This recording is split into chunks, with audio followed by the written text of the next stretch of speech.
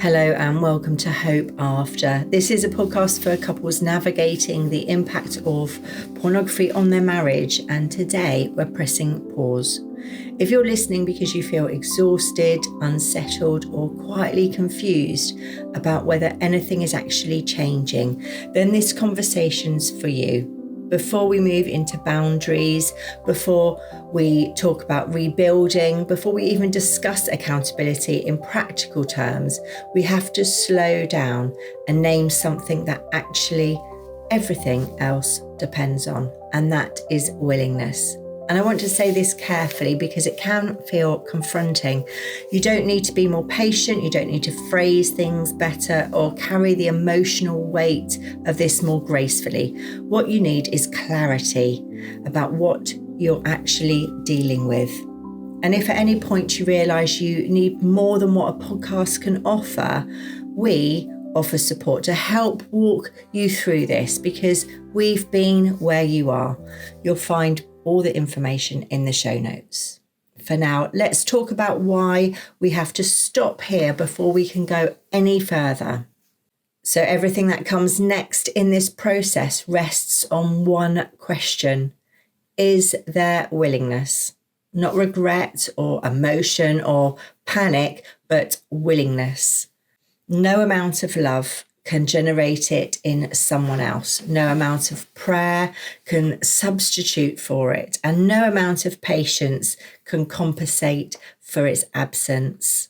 When willingness is missing, women often respond by trying harder. They explain more carefully, they soften their tone, they stretch their compassion, they wait. But false hope doesn't actually feel like hope. It feels like you standing on unstable ground while telling yourself it will probably settle soon. This episode is not here to tell you what to do. It's here to help you see clearly because clarity is protective. One of the most confusing parts of early recovery is that strong emotion can look very convincing. A husband may sound devastated. He may express shame. He may say he never meant to hurt you and that he understands how serious this is. In that moment, the intensity can feel reassuring, especially if you've been desperate to see that he finally gets it.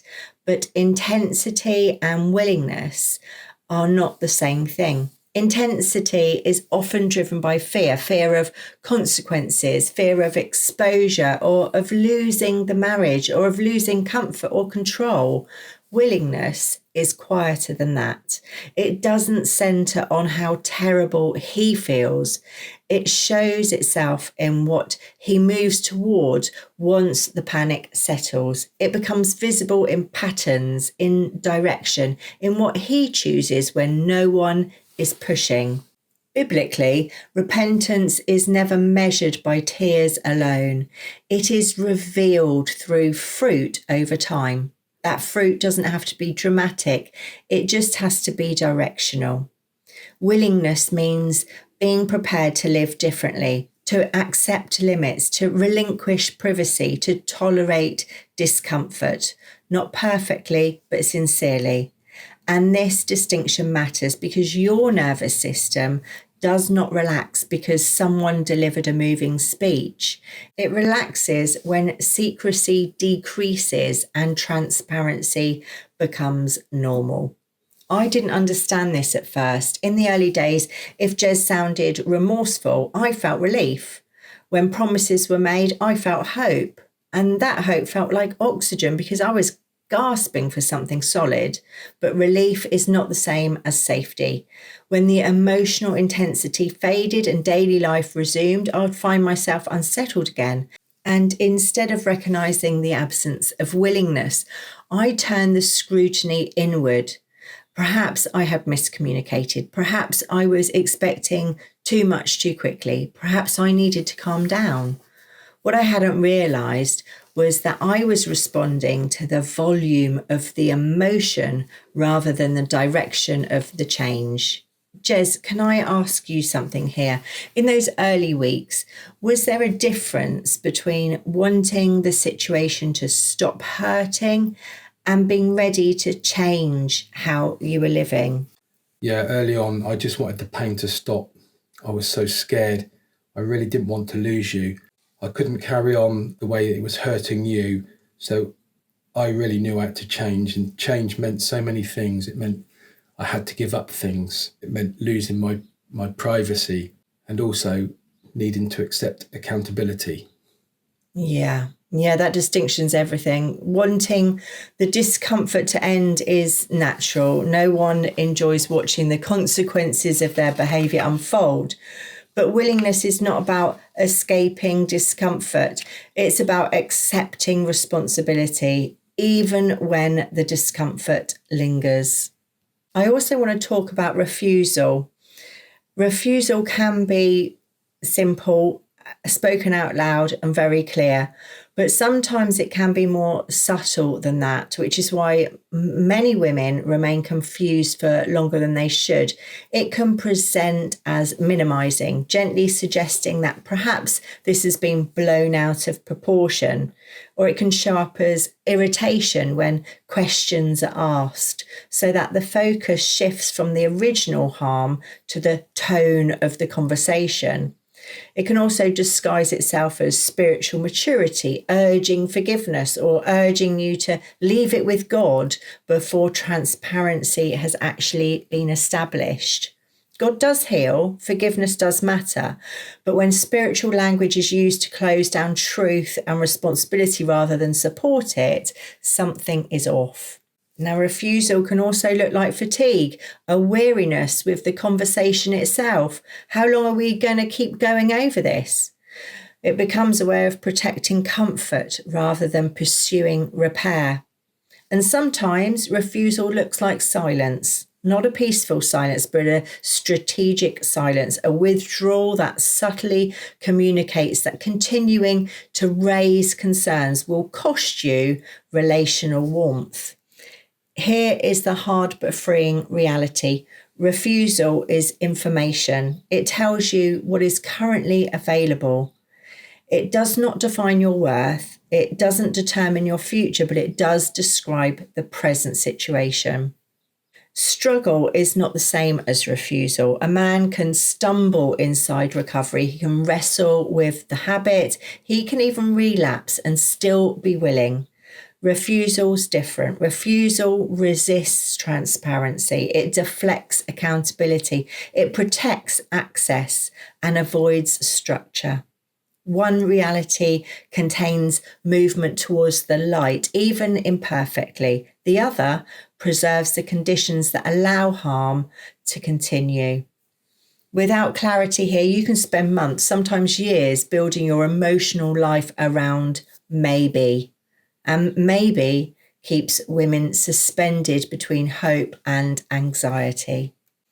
Stage 2 is about boundaries, accountability, and structure. But boundaries without willingness either become something you enforce alone or something that is compiled superficially while resentment grows underneath.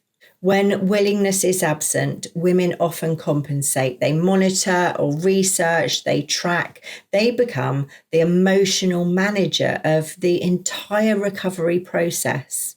Or the man adopts the language of recovery without surrendering control. The right phrases appear, the right books are mentioned, but transparency remains partial and defensive. Both leave the wife more exhausted than before. This pause is not delay, it's protection. You can't heal a marriage on behalf of someone else. You can speak truth, you can require honesty, you can set boundaries, you can choose to remain present or create space, but you can't generate willingness in another human being. If it's not present, that's not proof that you explained poorly or prayed insufficiently or loved inadequately. It simply means that you're dealing with a different reality than you hoped for. And seeing reality clearly is not an act of cruelty, it's an act of care. Jez, if a man is listening and genuinely wants to change, what does willingness actually require from him? Well, I think this is the most important part of this program because willingness is so big. It means honesty, accepting limits, letting someone check your phone or your device. Yeah.